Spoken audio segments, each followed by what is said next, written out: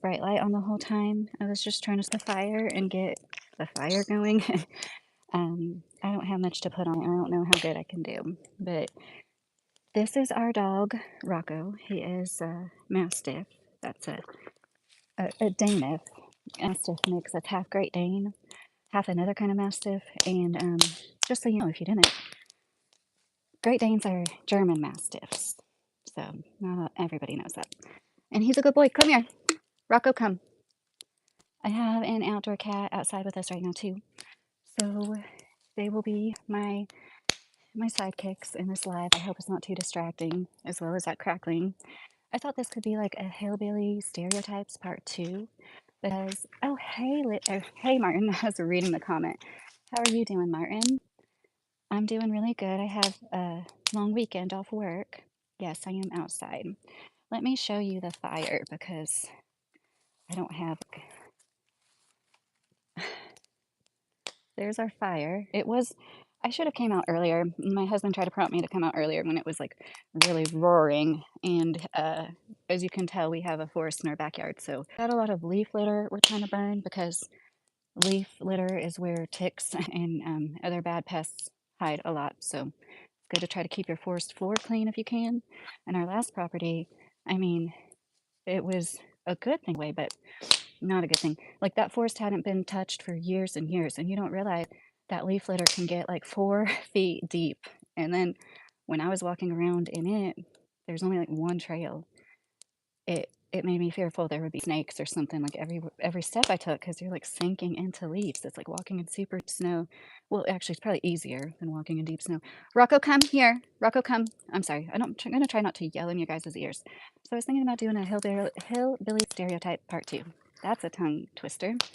And I wanted to add in a few story times in this to preface this with this is for entertainment purposes only. I'm gonna like get into psychology a bit, but I'm no psychologist. I'm just a stay-at-home mom, and I'm interested in the way people function and why they do. And I know that we all have a certain level of dysfunction. And in the hillbilly stereotype that so many people associate Kentucky with, a lot of people have the same of dysfunction. And if you are going to buy land, you should pay attention to those stereotypes and steer clear of the people that to them because probably not like the best lighting. It's like my trending thing. I never have great lighting because the people that do fall into the stereotypes we all know, they are the ones you should stay away from. Like if you see a super messy, people that have packs of dogs, they let roam. I know my dog's right now, but we are always out with them. We don't have dogs that just roam around offing other people's chickens and seriously messy land. Like, you can have a lot of stuff too. There's a mechanic down the road. It always had lots of cars. It's still a nice property. You don't have to be junky, even if you have a lot of things on your land. But these people that are on land aren't going to take care of their neighbors, and you should try to stay away from that hillbilly stereotype. And when we bought the 23 acres we owned for a year, it was 11 months really. I round that up to a year. The realtor with us was like, that house, and I'm like, he tried to warn us. Okay, he did. And we're like, don't judge a book by its cover. I'm sure they're like nice people. But they had a pack of dogs. And when I was coming home from work one time, I worked at Amazon warehouse. I lived almost an hour away, so I'm not really giving away where we lived. But so by the time I came home working second shift, it was about 4 a.m. And their dogs often would, try to intimidate me. One time, one was lunging and growling, and because of those signs of aggression, Juntos or Juntos. I'm bad at pronouncing things. Alan, hi. Yeah, I'm outside by a fire. It just the fire sucks, so I have this like connection spotlight on me too. And it's kind of a scary story, J3. It's about hillbillies, like the bad kind.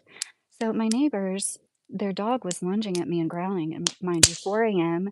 I had a flashlight on my phone, and I did what you should do if there's a big aggressive dog lunging and growling at you, yell at the top of your lungs. Most of the time that works. And I just yelled, I forget what I yelled, like stay away or shut up or something to that effect. I think it was more polite, like stay away or something, get away. Literally, as soon as I'm inside, which I had to walk a few acres, where I was closer to their house, just the way the roads worked, you know? And once again, I'm gonna get into it more, the psychology of the territorial tribal mentality of these bats. And they shot off a gun in 4 AM because I told their dogs to stay away from me. They're dogs that they let loose that obviously don't spay or neuter, and they're just gonna let reproduce, and there's, like, tons of them that look the same, and there's always big sagging teats, you know, she's, like, nursing puppies, God bless her, it's not her fault, but it's a bad situation. Those are the kinda country folk that give the rest of Kentuckians a bad name, and often they do come with this, like, tribal mentality, especially if their family's name is on it. These people, like, the land we bought was land that was in their family for decades. How do you think they treated us? They were the one neighbors that wouldn't talk to us, actually, and the one time I tried to approach them, the woman turned her back, and she knew I was trying to introduce myself to her, and it's that rudeness a lot of people associate that, "Who are you? We don't know where you're from. We" and I sincerely don't mean this as a dig, but we don't leave our county much. We were born and raised here, and for some reason, some people think that, like, everybody needs to do that and be that, and it's America.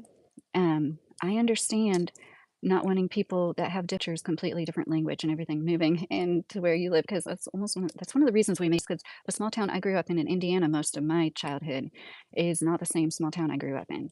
And most or half or more of the kids in the school system, and they're getting ready to try to make a Spanish speaking only school. And it's just like in any other countries, are there any other countries where something like that is going on? And there's a reason why there's borders, you know. You need a fire to keep warm outside for sure, Martin, and this sweat's very warm.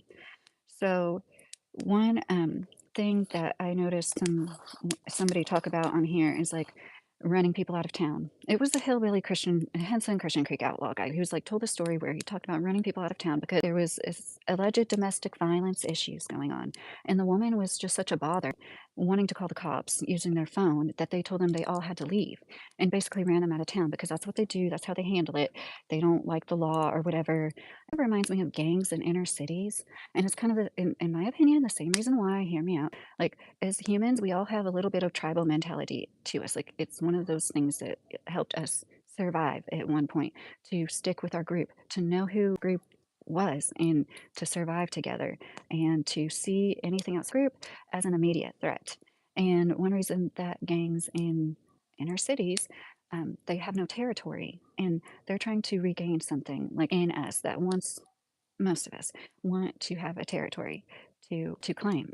And deep down inside, a lot of us want it to work, to develop, to have that relationship with nature, which is to a lot of us a relationship with God. And Rocco, come. Rocco, come. My dog is out with me, if you didn't know. So this tribal mentality is what makes some people off balanced and not as good of a person if they weren't like that.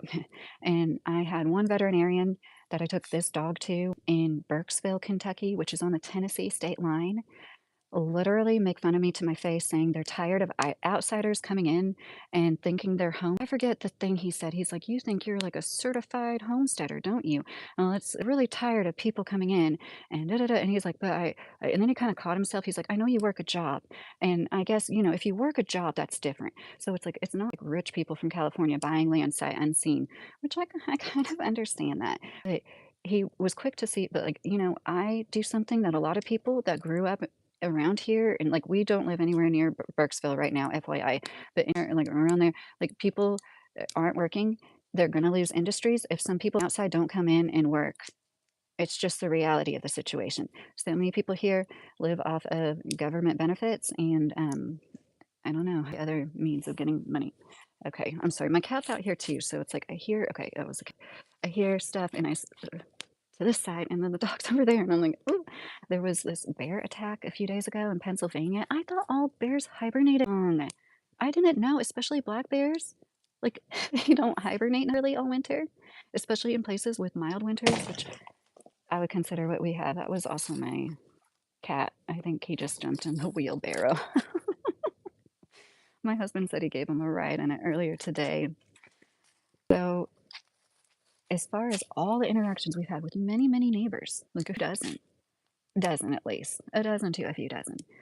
That one I just told you about was the only bad one because most people around here are good. And some people call themselves hillbillies. You know, they're proud of it. It's a title they wear. And if you don't have that mentality that I'm talking about, that tribal mentality of like, nobody should be around here unless you like come from around here and we're going to treat you badly and run you out of town, act like we're the law. Um, yeah, that's the only bad kind of hillbillies, and there's really not a ton of those in South Central Kentucky. Now, in Eastern Kentucky, you will see, like, the land is very cheap. We could have bought a mountaintop there, but the crime is also really high. And I could just, I would imagine there'd be a lot more of those. Who are you? You're not from around here. My family has been here since the 1700s. We founded Kentucky with the Cherokees. And we're all Americans, and the beautiful thing about it is there's so much opportunity, and it is such a big country that has a variation of landscapes and whatever the heck you want, you know? And that's why I encourage my sons to go explore and find out what they want to do, where they want to live the rest of their life. Might be somewhere that they've never been and they're not aware of. And to me, Kentucky is home. And I understand when people want to stay like where they're from. I don't understand treating people badly that move here. It's like it's America. Hardly anybody ever stays in the place that they were born anymore. Okay, Rocco's no baby. He has cherry eyes, guys. So if you see his eyes aren't the best, we're getting ready to get that surgery. To already had two surgeries to correct it, and they couldn't correct it. So okay, okay. He is half Great Dane, half Neapolitan Mastiff, if anybody's wondering. Neapolitan Mastiffs are like that dog in Harry Potter with the really droopy jowls. Um, yeah, my fire's going out. And Rocco's blocking the spotlight at the same time. Puppy, you did a really good job listening to me when I said come. Now sit down. Sit down. Good sit. Okay, don't sit. Oh my gosh, he's leaning. If you didn't know, oh my gosh, Mastiffs do this thing where they lean. He's like putting all his body weight on me. Yeah, go explore, bub. Does anybody else have any big dogs? We just have an affinity for big dogs, and sometimes I'm like, no more, no more Mastiffs after these two. Because and they are a lot of work, but they're definitely worth all the hassle and trouble the size that they have brings with them. So as I mentioned, gangs have it. They're seeking to control territory, and somebody, in my opinion, really owns land. That's like, no, Rocco, that's their territory. That's they're just taking care of it. Seek to control anything else. It's just like they're more peaceful, and that's why farmers have like that stereotype of being hard workers, but like laid back, sort of gentleman type people. You know, they're not like so rough around the edges in that way, and um, literally running people out of town with pitchforks. It is much more.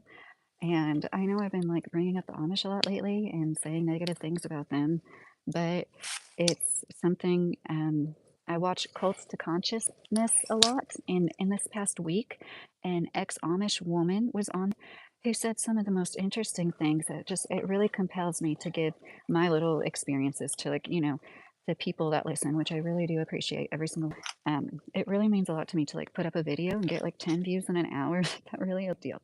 I've been trying YouTube since 2015 or 16, I believe, and I um, I really appreciate everybody that watches.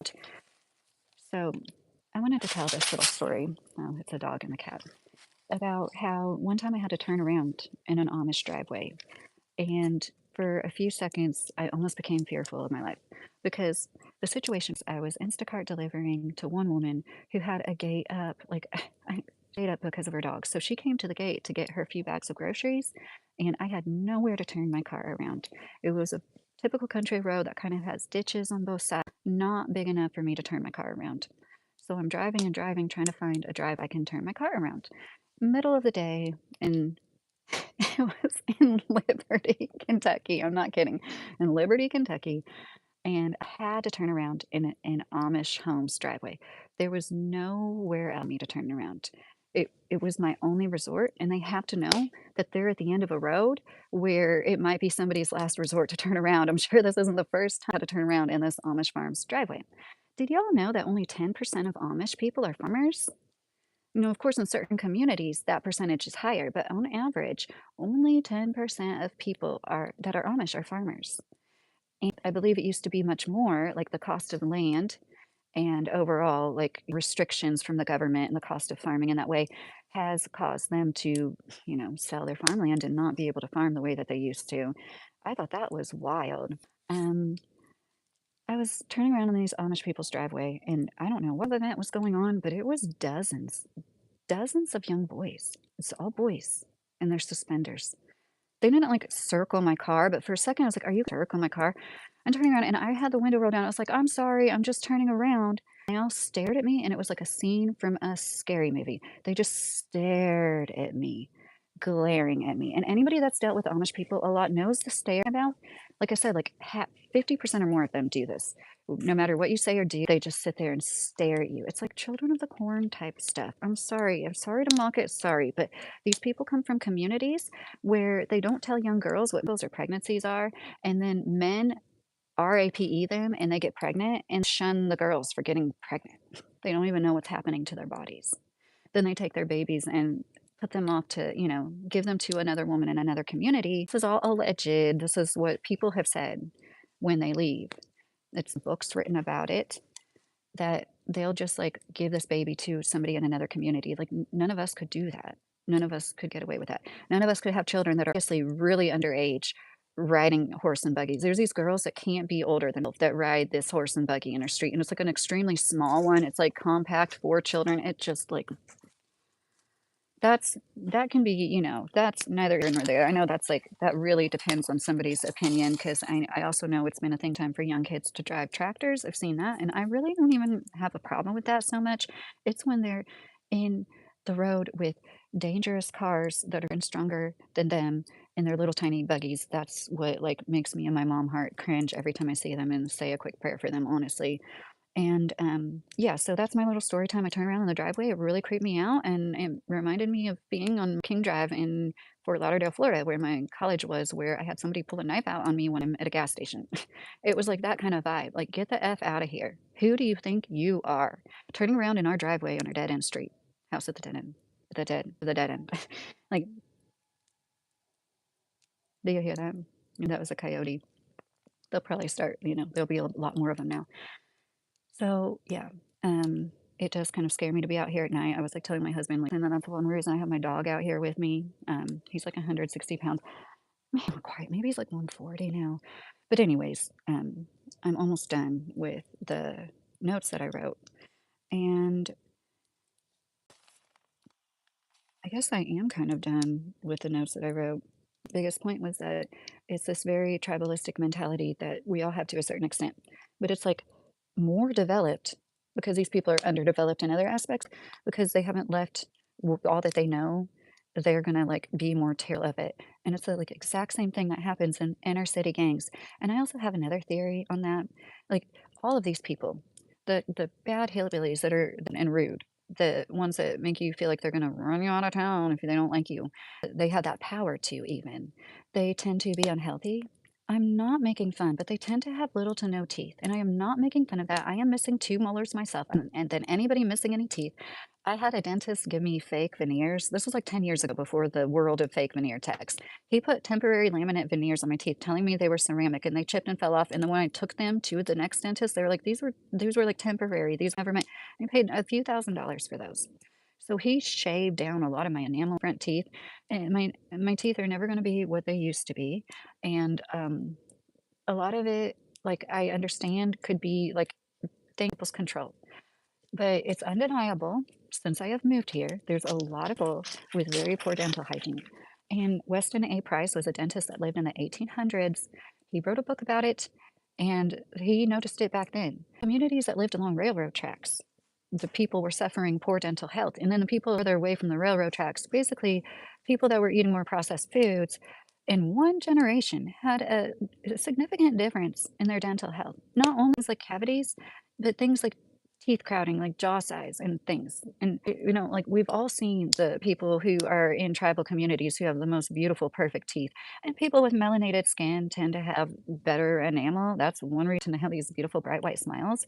And us as Caucasians, we're simply not like meant to all the time. That's not to say nobody that's white and ever does, but like it's just something that's not as typical. And um I think that products of our environment, a lot of people come from backgrounds of poor nutrition, and in your most formative year, if you're I know people that have done this. If you're putting, your mom put Coke in your baby bottle, you weren't even a year old. Like, it's not your fault that you end up being somebody underdeveloped in certain ways. And that goes hand in hand with people in inner cities too. They have food deserts there. And it's the same kind of thing. Just like being impoverished, you have nutritional food.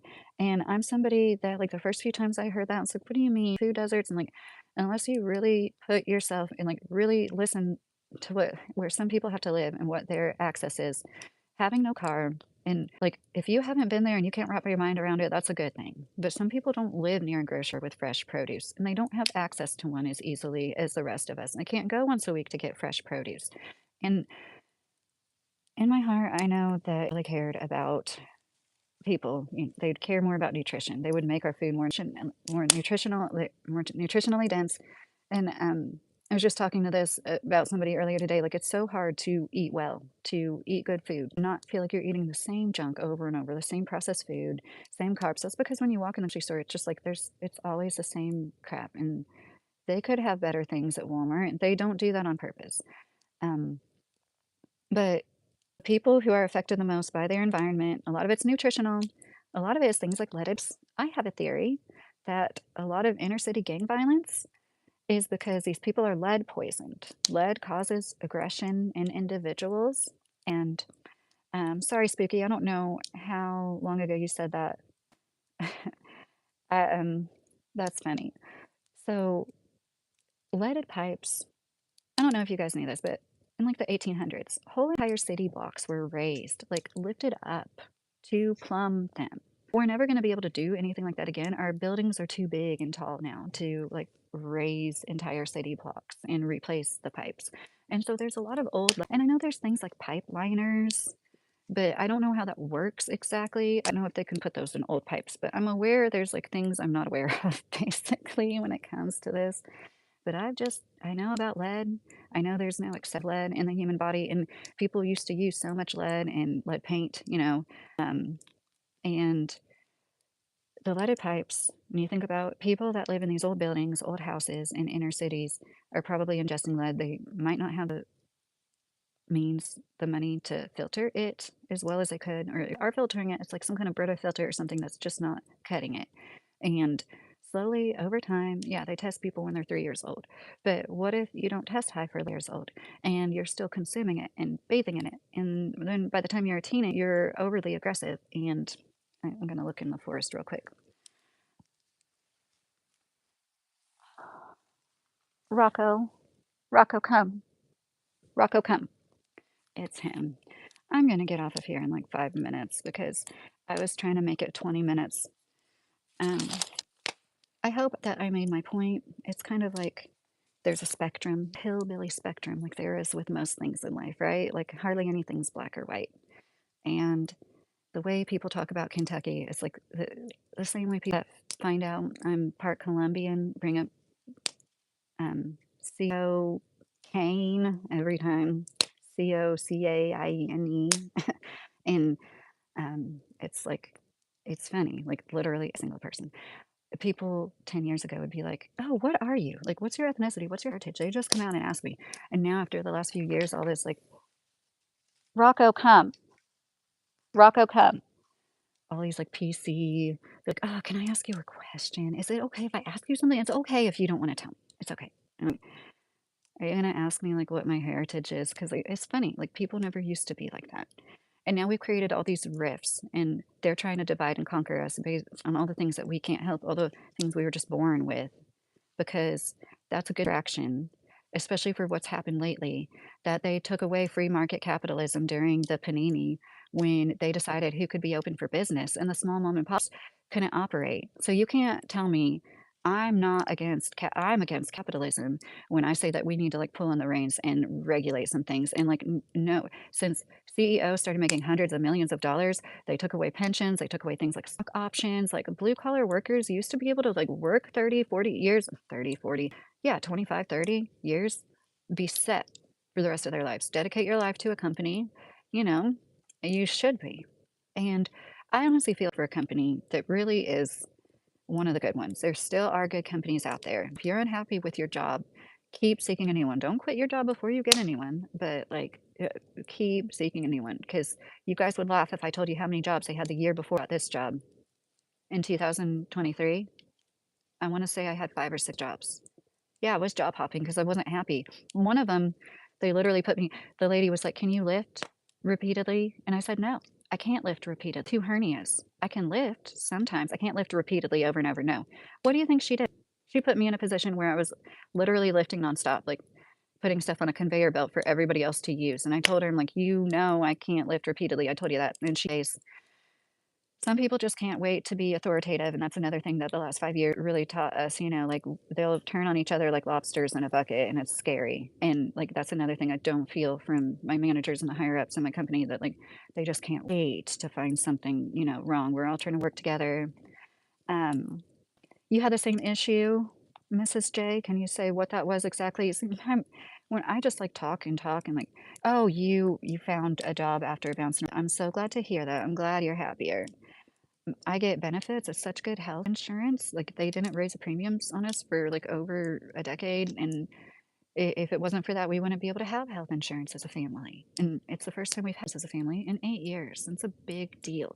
It's a big deal for me to get paid time off. I've never had that. I entered the workforce after being at home for a long time. No, okay, Martin. It's not that I don't like capitalism. It's that I feel like things in years have taken such a turn that they made it so the big disparity in classes has happened, the biggest wealth disparity. And yeah, the rich have always gotten richer while the poor always got poorer, but it's like significant to the point where there's going to be no middle class in America soon. Like, I'm not sure where you reside at, Martin, and you don't have to disclose that, but here it's getting to the point where, much like Canada, it's like you can't even think of buying a home unless you're very, very, very well off. And it never used to be like that. Like owning a home used to be affordable for most people here. Of course, some cities were always exceedingly expensive, like New York City. But for the most part, most people could buy a home in most places. So that's what I'm talking about. Like I feel like we're at the end of a cycle and do like capitalism and what it's supposed to be. And we were also taught here there was supposed to be no monopolies, and that's all there is. There's like a monopoly on all the media in our country, all the networks, newspapers, magazines are owned by the same few people, and just like everything, literally stores, just everything. And people say, yeah, I get it, Martin. Ideally, the best communities, and maybe this is like I always thought Amish people were charming because like I would like to live like that in a smaller community where it's super self-sustainable, like a closed loop system. Because I learned in sociology, like the best, the happiest people, and like that's the goal in life isn't to be happy all the time, but you know what I mean. The most well-adjusted communities are those that are like 200 or less. Most of us, with all of our conveniences and advances, like we need more than like 200 people in the whole place. But wouldn't it be nice? Wouldn't that be like a form of utopia to be able to really like heavily depend on all your neighbors for everything you need? I'm gonna holler for my dog. Rocco, come. Rocco, Rocco, come. He listens better when you clap. I don't want to clap on the mic. But yeah, we are definitely all trying to sort out like what the next thing to do is. I feel like they have up and down, up and down. Other YouTubers have talked about this mass psychosis. Like they want us to be in a state of confusion. And when you are more self-sustainable, it's like you're almost too busy for that. And people that I've met plenty of people that work off the land, live off the land, and are like really happy, and it shows and it shines in a way. And like I've mentioned before, like the Mennonite people, they aren't like completely closed off. I had Mennonite family invite us to Thanksgiving. Of course, they stopped talking to my husband at a certain point. I don't know if it's because like we didn't go to their church or whatever. I don't really like want it. They didn't officially invite us, but anyways, the point is they were very gracious to us when we first moved in and helped us with a few projects, and they weren't pushy about going to church. They gave us a few brochures or whatever. I just don't know if it was we're not religious, which is fine, but it's complicated. And one of the reasons I started this channel was because I wanted to be an example of like at any stage in life you can fulfill your dreams, whatever I mean, not what necessarily. You might not be able to go to the Olympics at the age of 37, but I knew that we're only getting older, we're not getting any younger. And right now, as I mentioned, the housing market is really difficult. I saw a news story earlier where tiny home companies were scamming people, but it was just done in such a way that people were giving upwards of $80,000 down when it shouldn't have ever been like that. There should have been an escrow company that held that $80,000 until the building was complete. And they didn't do that. And now they have people's $80,000. I have a story about a company, a water filtration company, but like that's like a whole other story time. And I don't want to like raise my blood pressure thinking about this. But don't ever get a water filtration system from those companies. Like they'll come door to door and like say they'll test your water for free. Don't ever listen to those people. They lie about their systems, and there's class action lawsuits against those. I saw a story earlier where there was an owner whose home started stinking really badly years after getting spray foam installed. And what it was they had mixed closed cell and open cell spray foam. And I don't know if it didn't cure right. It seems like he would have smelled it sooner than years before the canned, but regardless, the smell was so bad. And like after professional said it wasn't toxic, but they said they had to keep their windows open almost all of the time because it was so bad. And those poor people are going to have to like go through heck to remedy that situation. And it was because it was sprayed on their roof, like underside of their roof. And that's definitely a big no-no. I After I made that video, I'm like, I hope nobody like, surely like it's likely somebody might have spray foam, super likely, but it's possible. And I don't mean to like freak you out. If it was like done right in your drywall, it's not really going to be exposed to you. But I brought up like how they have those cedar planks, and I know those cedar planks can be irregular, and maybe they're putting some kind of caulking each crack. I don't know, maybe not. And like I just could imagine, like I said, like it's off gassing and breaking down, and then maybe going through those cracks. Yes, I'm not paranoid about things because I know from experience that in and around your body really matters. And a lot of people will be like, oh, you're a Debbie Downer and make fun of things like gluten free diets. But, time when they're in a bad health situation and doctors can't help them, they're trying things like diets too. And I don't wish that upon anybody, but it's just I've experienced like the last 15 years of my life is that your best health starts at home. It really, truly does. And now the fire is dying down a lot and I am getting cold. Is that why you're over here, me, Rocco? Are you cold, bub? Can you sit down? Can you sit down? Sit. Good boy. Of course, he's gonna sit literally right in front of the screen. So this is my dog, and yes, we use. If you knew about Rocco, you'd understand why he has a charm.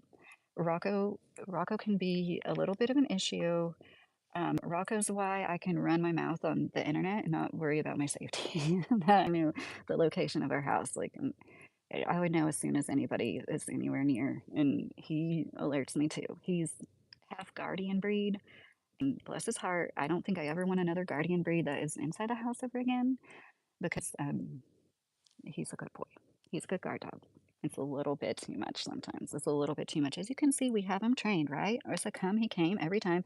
I say sit down, he sits down every time. He is 2 years old. He is not neutered yet. We get him neutered soon with giant dogs. It's ideal. We've been told. Some people say this isn't right, but it makes sense to me. You wait until they're fully grown. Their hormones give them, the best chance for their growth plates, like their plates to close, everything, the bones to grow well. When they get fixed too soon, you're taking away crucial things they need to grow. Well, the best, honey. It's a cat you live with. You know all about that cat. You've smelled him 100 million times before. So I really hope, like I've said before, anybody that wants to, like, comment anything you want to. I don't care if it's off topic. Comment anything you want to on any one of my videos, within reason, of course. I love to start a conversation with you about anything I said in this video, anything else. I know I come off as judgmental. I'm really trying to get conversations started. And okay, this Amish woman on consciousness this last week, she said something that just struck me so hard. She said she tried to trigger warning for unaliving your own life. Okay. She tried to take her life when she was a teenager.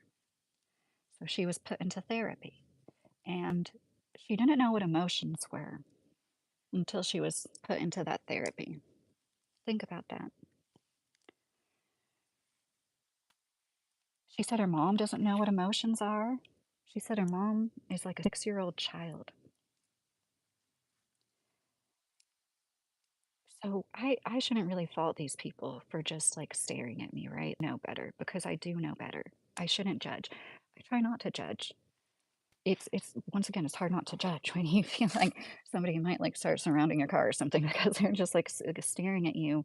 And it would, and I'm not saying this facetiously, okay? But would Jesus want them to just like stare me down as I turn around in the driveway? Or would Jesus want them to like wave at me and say, "Oh, it's okay. Yeah, go ahead." Like, I'd say the latter. I mean, I'd venture to say the latter. They've probably, maybe, I don't know. Do they study the Bible or like, I know that their churches, a lot of them, they like have churches in people's houses and stuff like that. Do they have Bible study or do they just have like whoever is the of the group read to them? Does anybody know that? That's something I believe probably varies. And I know I've seen one legit church when I was in Casey County. Like a lot of Amish people don't have churches, but there's one place with it's like a big 2-story white building. It's just obvious it's a church.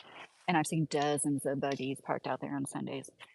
Um, so, anyways, there's people out there that are always off. And when I'm driving to my factory job, if I ever feel like not going to work, which really is kind of rare, I just think about all the people in the world that would probably chop off their right hand to be able to drive in this beautiful, picturesque countryside and go work in a safe environment that pays the bills and also gives them good benefits and where you're surrounded by good people. And there's so many people that don't even have that opportunity where they live.